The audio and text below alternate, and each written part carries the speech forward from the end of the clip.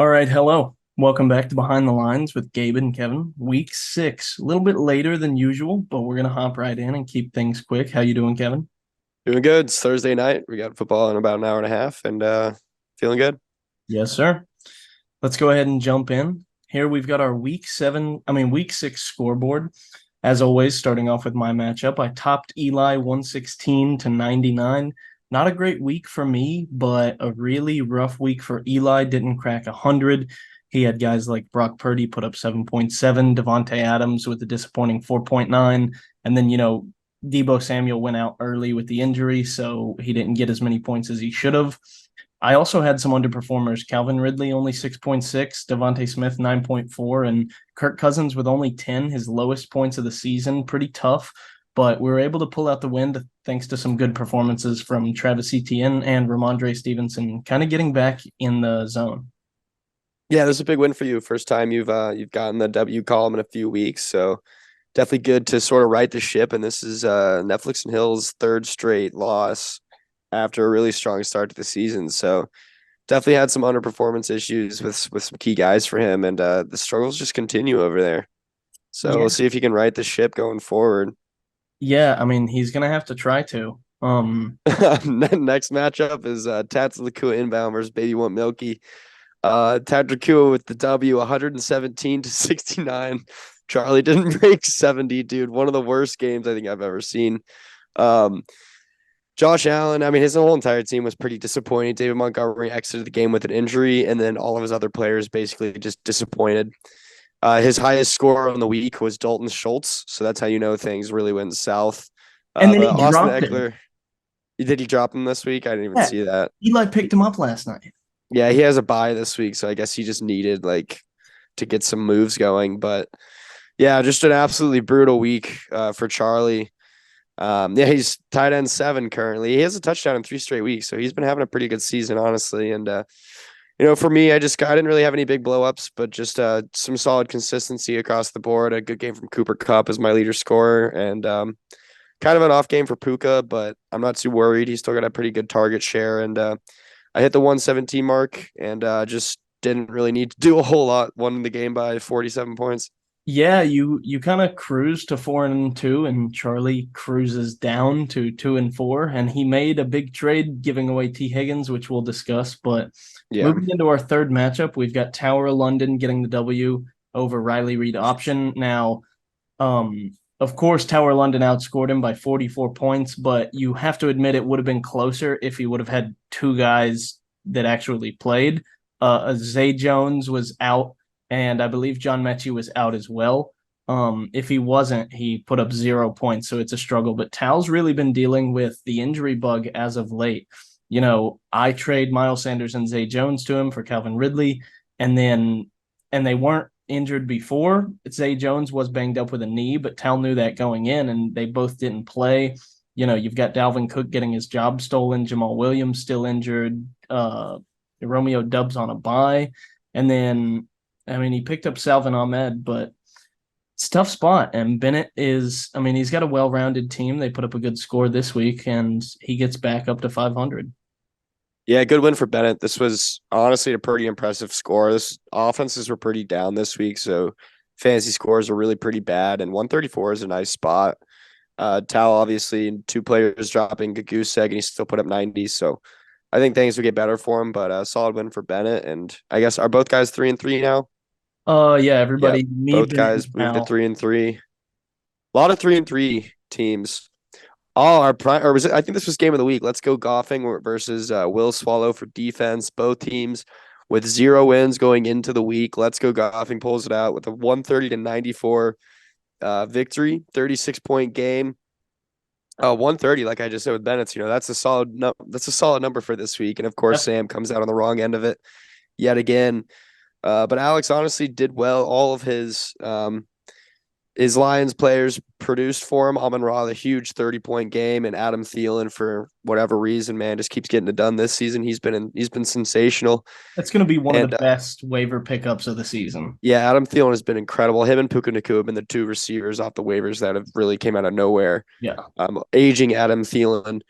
But he was great. And then the CJ Child spot start worked well. He could have had Jared Goff start the game for him, so he could have done even better. Who dropped 26 on his bench, but didn't really matter. Justin Fields exits the game for Sam, only gives him 3 points. And then a bunch of just average games across the board. I did kind of predict a pretty big Jalen Waddle game last week on the pod, and he put up 18. So it was a Jalen Waddle game, but no big explosive players for him, and really no QB presence at all because of the injury. And Sam falls to 0-6, man. Just can't catch a break anywhere. Yeah, and we'll talk about it later too, but with Anthony Richardson going down for the year, Sam's kind of out of luck at quarterback at the moment. Yeah, we'll definitely address that when we talk about the matchups for this week. Looking at the fifth matchup, we've got Paul Allen pulling out the dub again, scoring less than 100 and winning a game. He moves to 4-2 with like the third least points scored. It's insane. Noah drops to 4-2 with a stinker performance. And you've got to look at Al's key guys. I mean, Derrick Henry back, 19 points, AJ Brown with another stellar performance. And then other than that, he had a couple of stinkers, but Noah just had more. Tutu Atwell putting up 4 points, Cole Kmet 2.9, KJ Osborne only 8.8, and Marquise Brown 7.4. It's not what you need to get it done. And then when you have everybody else on your team, besides Brian Robinson, underperforming as well, it's just going to add up to a loss. Yeah, and the Christian McCaffrey injury didn't really help anything either. He put up 11 points in the first quarter. And yeah, which it stinks. It's just, I mean, obviously he's the best player in fantasy this year, or maybe second best, you could argue. But to me, the biggest concern here is George Kittle. It's, Christian McCaffrey leaves the game, Deebo Samuel leaves the game, and George Kittle still only gets a stick. Obviously he had the 3-touchdown game last week, but outside of that one game, he really has been pretty awful. So, Al got pretty lucky with that last week. It gave him a win, but George Kittle, I think he's borderline droppable at this point. Yeah, I mean, we can take a quick peek and see what he is ranked. That 27 points is, of course, going to give him a huge boost. Yeah, it's just a week to week. I don't know if he's had any games over 10 outside of that one. One game of 16, yeah. Yeah, so Giants. Yeah. 2 really bad games, honestly 4 pretty bad games, and then 2 solid games. But I guess that's who he is nowadays. But our final matchup is Scary Terry's Big Toe and CD's Nuts. These were the 1 and 2 seeds coming into the game. They remain the 1 and 2 seeds even after the results here. But CD's Nuts comes on top, 147-88, an absolute ass whooping. Steamroll. An absolute ass whooping. Great week from CD's Nuts. Like I said, offense got better. Down. Yeah, and he just keeps getting better too. Alvin Kamara obviously has been a great addition since week 4. He's got Saquon Barkley back from injury, who put up 13. The Justin Herbert, Keenan Allen stack continues to produce, and then Raheem Mostert's been one of the top running backs in the league this year. And then, with Devon Achane getting hurt, Raheem Mostert just gets even better. So really just great game all across the board. His lowest score was Dalen Waller with 9. Can't really complain with that. No. And then on the other side of the ball, I know they just made a trade too. We'll talk about that later. But Dameon Pierce, 3 points. Gabe Davis, 3 points. And then he got a couple solid games from a couple guys, Tony Pollard, Terry McLaurin. Jalen Hurts underperforming by 7 points, though. That hurt. Yeah, Jalen Hurt, nothing crazy. But it just, this game was a blowout. He needed some really explosive weeks and just didn't get it done. Yeah. And that wraps up the week 6 discussions. We'll jump back in and take a look at what we have coming on week 7. Obviously, there's a game that happens tonight. This is being recorded Thursday at 7 p.m., so we are nearly an hour away. But matchup, 2 of the 3-3 schemers, we got to go against each other and put one of the other one down. It's me versus Bennett. Currently, he's projected 4 points higher.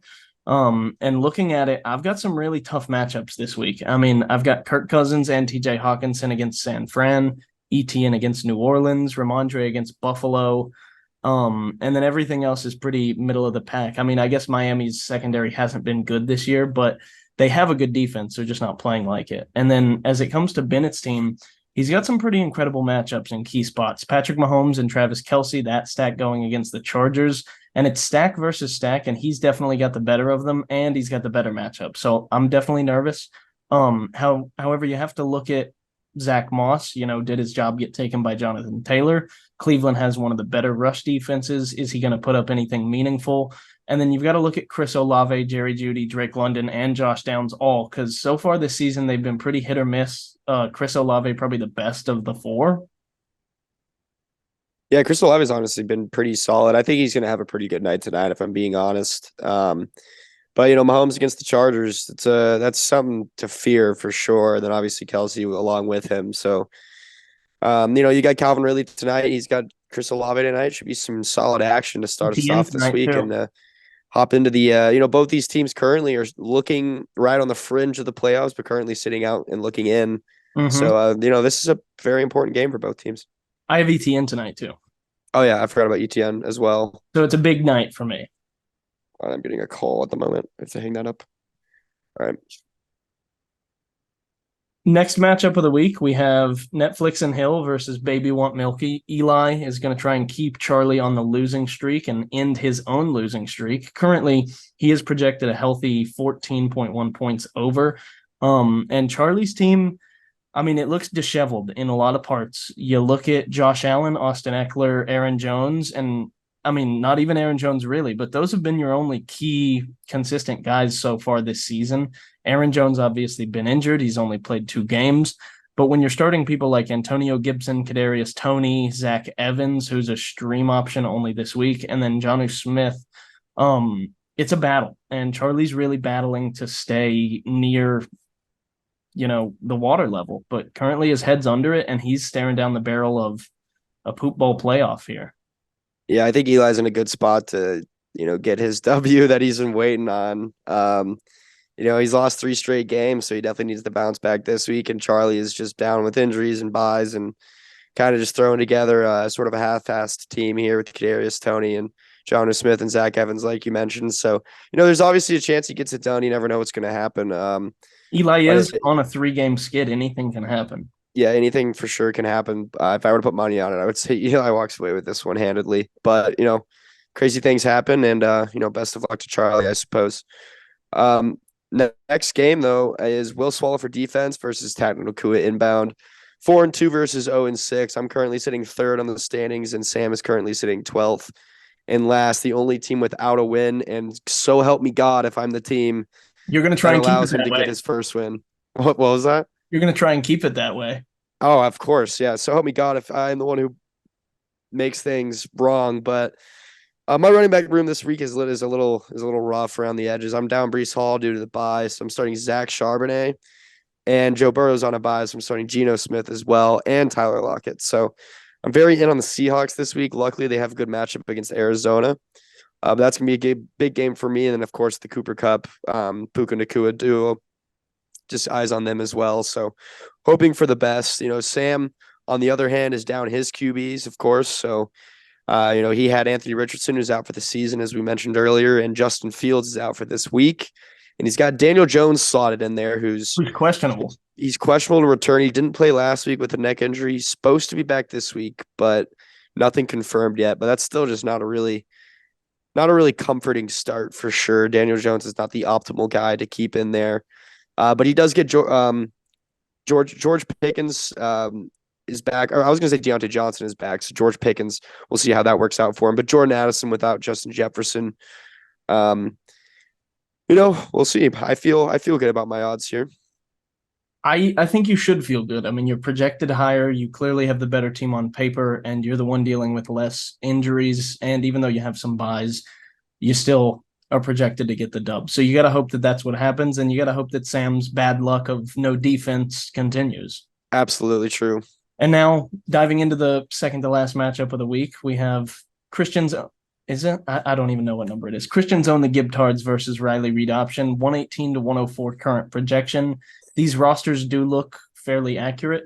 Noah streaming Sam Howell again at the moment over Trevor Lawrence. You've got Christian McCaffrey, who could be injured, but he's currently projected 24 points. So that could be a huge swing if he does not play.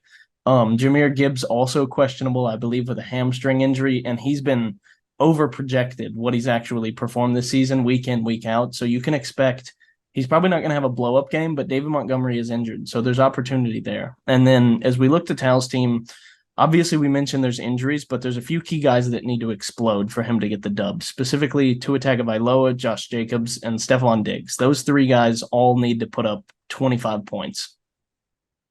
Yeah, obviously the Christian McCaffrey thing is going to play a huge role. I'm not sure who Noah's got him to replace him with, but obviously those 24 points is something that you really need to keep an eye on. And another thing, I'm gonna put a claim in here. Dallas Goedert this week, I think, is going to have an explosive week, 20-point game, touchdown guarantee, stamp it. Whoa. We'll keep an eye on Dallas Goedert. And yeah, this should be a good game though. Both guys in need of a win, of course, 4-2 and 3-3, and both in the playoff hunt. So best of luck to both these guys. Agreed. All right, next matchup we have got. Oh, wait. We ended up back on week 6. Next matchup, CD's Nuts versus Let's Go Golfing. You want to tackle this one? Yeah, sure. CD's Nuts 5-1. Let's Go Golfing 1-5. The first seed and the 11th seed. Alex coming off his first W of this season, so maybe he can keep the good times rolling. But CD's Nuts, of course, the team to beat this season. He looks like he doesn't really have too many buys going on. Jerome Ford with a good matchup. Wan'Dale Robinson is starting, which is interesting. I'm not sure. He must have a couple of guys out. Alvin Kamara maybe is. Oh, yeah. Alvin Kamara is playing tonight, so I guess he's benching him, which is interesting to me. But he's down Jamar Chase and down they Dameon traded. Pierce. Oh yeah, he lost Alvin Kamara. That's right. Sorry, I forgot. More anymore. But yeah, he's down Jamar Chase and down Dameon Pierce, so that could be big for Alex. And Alex, of course, Amon-Ra, Sam Laporta, Jared Goff. It's the 3 Lions guys. They're playing Baltimore, which is not like an ideal matchup, but it's not too bad. And Isaiah Pacheco with a great matchup. Now. What was that? Baltimore has a weak secondary right now. A lot of injuries going on. That's right. I forgot they had some guys that were out. So maybe not a bad matchup then. Maybe things could be good. And then Isaiah Pacheco with a good matchup against the Chargers. So maybe this game could turn some heads. But we'll see. Justin Herbert and Keenan Allen also facing the Chiefs, which is a solid defense. So maybe that stat kind of gets shut down, and maybe Alex comes across a W here. I mean, I wouldn't bet on it. Since Alex has already gotten the dub, I can root for him now. We don't have to root against the guy. I would love being a guy who's 3-3 for Henry to drop another game and move down to 5-2. I think the entire league is cheering against Henry, like at all times. Yeah. Sorry, Henry, but it's you see the guy up the top of the standings, like you want him to lose every week. And then here we have our last matchup of the week, and I'm going to go ahead and call this a sneaky matchup of the week. I think that this is going to have some pretty big implications down the line. It's a close projection at the moment. Obviously, Al made a big trade to get T. Higgins, although he's on bye, Derrick Henry on bye as well, and then Wyatt's got Tony Pollard and Nico Collins on bye. So they're kind of both scrapping together a team here, low projection matchup, but I think it's going to be a dogfight. Big trade that Wyatt just made, giving up arguably his best asset. And we've talked about that in the group chat to no end. But of course, you've got Al over here who is really patching together a team. Only highlight players are AJ Brown and maybe Lamar Jackson, but the Detroit defense has been good this year. So yeah, I guess we have to make this game of the week because it's the 2nd and the 5 seed. So but yeah, both teams are definitely just down some big weapons, and Elijah Moore is getting the nod along with Rashid Shaheed. And my eyes are hurting just staring at the roster, but he's done it. He's done it in weeks past, and it's honestly blows me away each time. So, maybe there's just good vibes for Paul Allen. Is this going to be another week? Because generally teams are over projected to what they actually do in fantasy. Is this going to be another week where Al puts up sub 100 points and gets a dub? Yeah, that's definitely possible because of what Scary Terry's big toe is dealing with this week. So I honestly wouldn't be surprised. And like I said, I sent a text earlier this week. I was like, if he wins another game in a super close margin by scoring like 100 points and no more, then like I'm officially bought in to the whatever. I don't know if you call it a curse or to the magic, whatever the hell you want to adjust it as. Some voodoo magic that he's got going on over there in that clubhouse. Yeah, I guess. And now that we're done talking about this week's upcoming matchups, I guess let's do a minute or two of trade talks. Clearly, we've got a big one that happened yesterday. I pushed it through today, but Henry trading Wyatt, Alvin Kamara, and Nico Collins for Damian Pierce and Jamar Chase. Now, of course, Damian Pierce has underperformed this year to what he was last year, and so has Jamar Chase, but he's already back up to wide receiver 5. And who Wyatt is getting is two guys who have, in my opinion, overperformed this season. Although Alvin Kamara's come off the suspension and played great, I don't like the Saints offense long term, and I don't like Nico Collins long term. Yeah, I definitely think Henry got the plus side on this one just because Jamar Chase is obviously such a dominant force. And I'm not going to worry about what he was doing early this season. That's literally nothing. You Burrow saw what he wasn't did. healthy. Yeah, he dropped a 50-point game. And like, there's no worries about Jamar Chase. So he doesn't need to prove anything. And obviously, Damian Pierce has struggled a bit, but there's still a chance he comes around. And I think, you know, Alvin Kamara just catches so many checkdowns. If they continue doing that rather than passing the ball downfield, then sure, this could end up being good. But I also think that with Jamar Chase and Damian Pierce on a bye this week, I think that probably kind of had something to do with the trade here and influenced the trade a bit. Definitely. Wyatt 100% felt forced, but I still don't like it. I think you just take your chances this week and keep Jamar Chase long term. But Yeah, I'm a big play for the playoffs kind of guy, yeah, but I understand the tendency to sort of take drastic action. Speaking of drastic action, the Paul Allen and Baby Want Milky trade of Josh Reynolds and T Higgins. This is exactly I have a buy thing. I need a player, and trades T Higgins for Josh Reynolds. We texted a lot about it in the group chat. I think I've already said my piece. I think T Higgins is obviously underperformed. That's because of Joe Burrow. T Higgins is still a very good wide receiver, and he's going to have a great season rest of season. He's top 20 rest of season, in my opinion. for sure. And Josh Reynolds is not going to sniff top 35. No, I think Josh Reynolds is bottom. I mean, between 50 and 100 rest of season, I think T Higgins is top 20. I 100% agree Yeah. with you there. And the return of Jamison Williams, too. So Josh Reynolds may be their wide receiver 3. Yeah. And Sam Laporta is a big factor. And David Montgomery is a big factor. So yeah, I don't know. It's definitely going to be interesting. But The other one is a head scratcher, but I've said my piece on that one. now we're going to move into some injuries this week. Of course, we've got Trevor Lawrence with the knee. Do you know any more information about that? Yeah, he just got, so I've got him in another league, and I think I just got the notification while we were doing, yep, he just got activated 27 minutes ago. So he is playing tonight. I don't think anyone's going to even see this before the game. So you guys already know, but he's going to play tonight. So news to us. But he did twist his knee at the end of last game on Sunday. So hopefully he plays well tonight, something to monitor.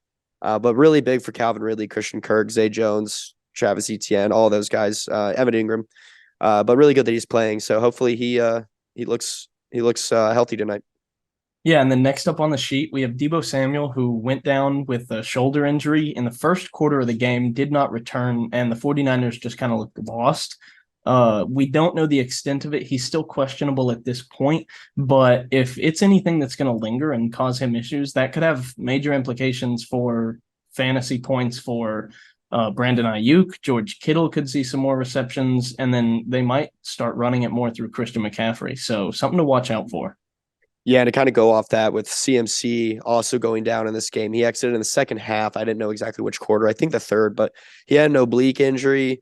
Didn't return. I know he's questionable for this week. He looked like he was fine. It's not going to be significant. He might miss this week, but you said they looked lost without Deebo. They looked incredibly lost without both these guys. Brock Purdy was awful without his check down option, and without Deebo being out there is a huge threat. So.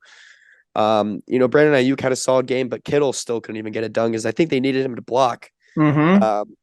So, questions around the 49ers offense. These are two really big injuries, and obviously CMC is a huge loss. So prayers out. Going towards the opposite direction of not an explosive offense, we have Justin Fields, who exited the game. He dislocated his right thumb. He is a right-handed throwing player, right? Yeah, he's already. So potentially an issue there. We've already talked about the implications on Sam's team, losing both Anthony Richardson and now Justin Fields for potentially a week or two.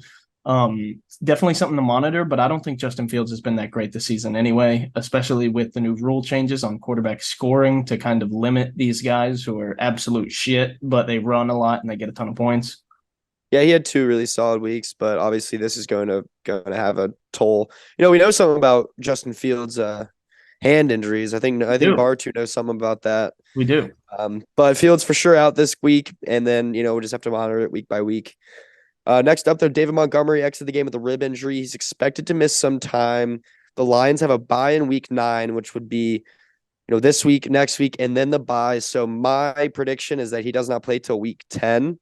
And he's been a very consistent running back this season. He's been an RB1, top 12 running back this season. So that definitely hurts Charlie a lot. I know he's got David Montgomery, right? He does. So that definitely stinks for him. Montgomery's been great, but he's already been looking at some changes, but definitely stinks to lose him for a few weeks. Maybe Jahmyr Gibbs gets more involved.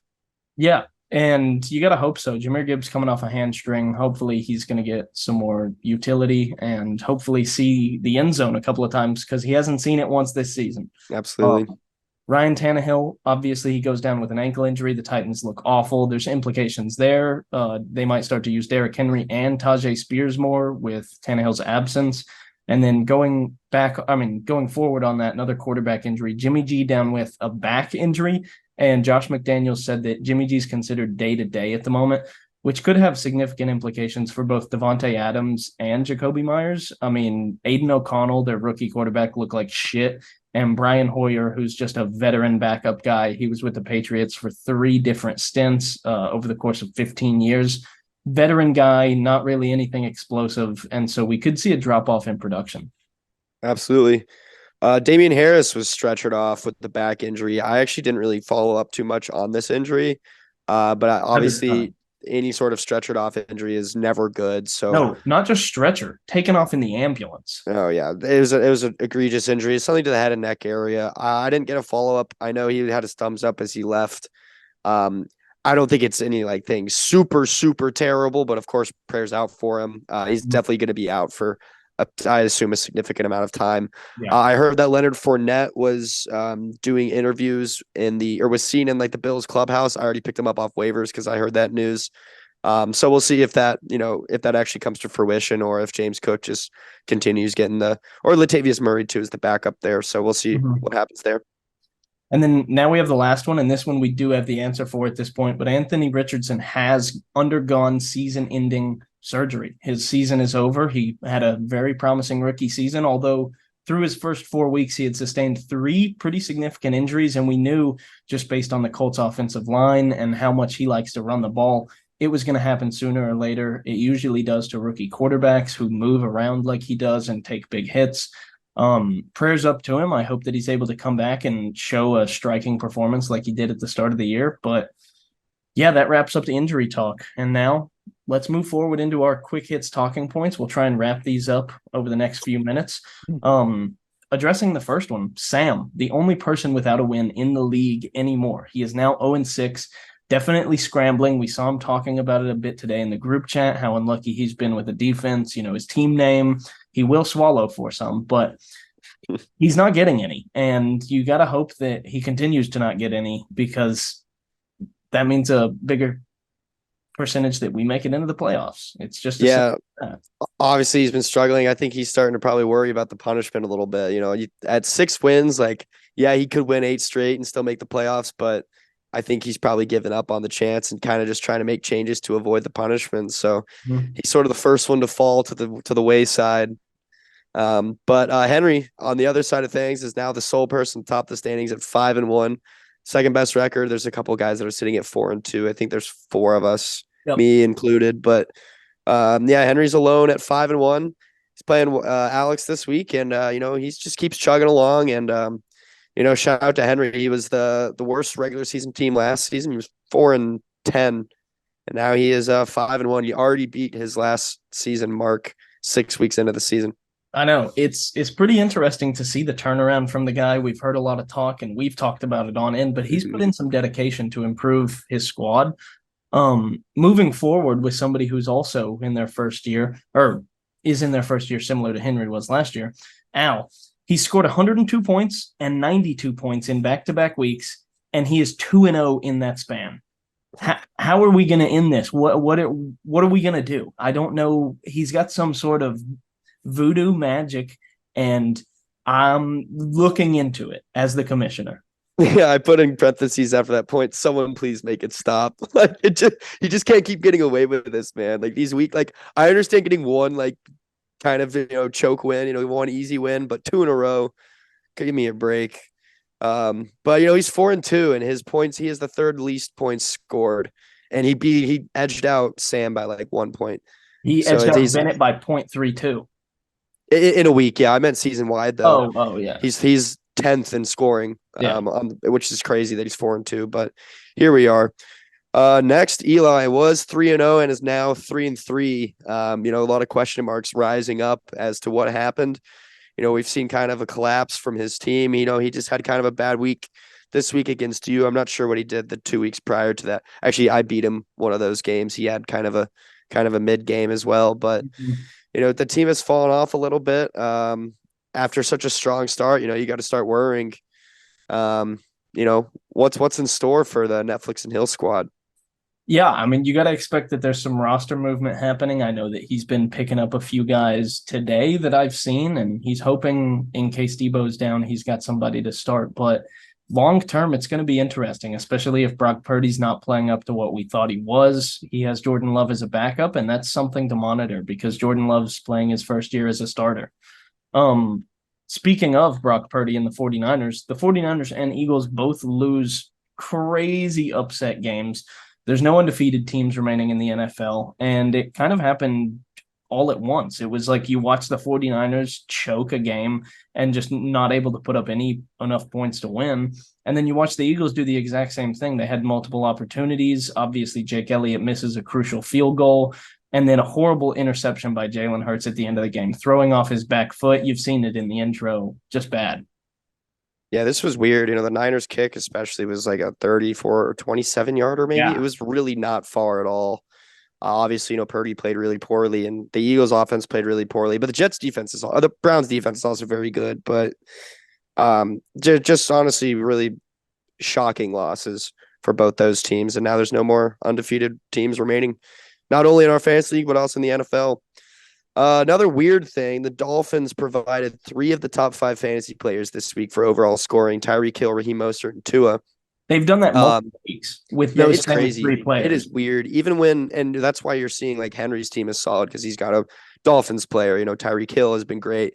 Unfortunately, I don't have a Dolphins guy. I know you don't either, but man, they were a team that you wanted to be a part of this year for sure. They really have been incredible. Jalen Waddle has been the only one who's kind of disappointed, but even he's been solid. So there's a lot of good fantasy players on that team. Speaking of fantasy numbers, overall fantasy numbers were really down this week. I mean, offenses in the NFL were down, so it makes sense, but it was a pretty bad week for offenses overall. The top score, it was Henry with like a 147, which is he had a respectable number for sure. Yeah, but everybody else was kind of struggling to put together a solid week. And I mean, you're interested to see how that shapes out for this coming week with so many players on bye. Yeah, absolutely. I mean, that kind of segues us into another point, which is there are 6 teams on a bye this week in week 7, and there were a ton of injuries in week 6. I mean, we just went through the list.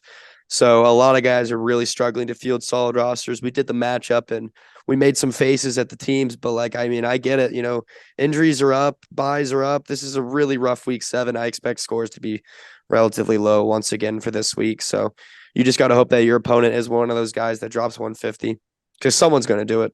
Yeah, somebody's going to do it, and you got to hope that you're the one that gets the $10. But that wraps up the quick hits, boys, and that wraps up Behind the Lines week 6 with Gabe and Kev. Hope you enjoyed. As always, if anybody wants to be on the pod, we couldn't get it going with Alex this week just because of scheduling issues, but the slot actually Henry reserved to week 7. So if you want to be on week 8, hit us up.